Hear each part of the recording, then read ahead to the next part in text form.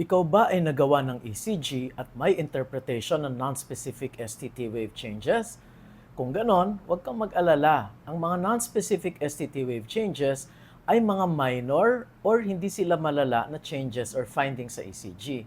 In fact, hindi nga ito associated sa maraming sakit at mas associated pa ito sa mga conditions tulad ng anxiety, hyperventilation, yung mga humihinga ng malalim at sobrang matulin, pwede silang magkaroon ng non-specific STT wave changes habang sila ay kinukunan ng ECG. Mayroon ding mga gamot tulad ng Lanoxin o kaya yung mga pagbabago sa asin sa katawan o yung tinatawag na electrolytes tulad ng potassium, magnesium, or calcium. Pag ito ay mababa or mataas at wala sa tamang level, pwede silang magdulot ng mga tinatawag na non-specific STT wave changes.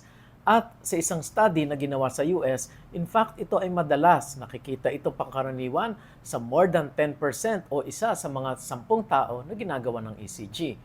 Kaya kung kayo ay magpapakuha ng ECG for anything, like for example, para sa employment, just make sure na mag-relax lang, huwag natin masyadong isipin para hindi tayo mabasahan ng non-specific STT wave changes sa ating ECG.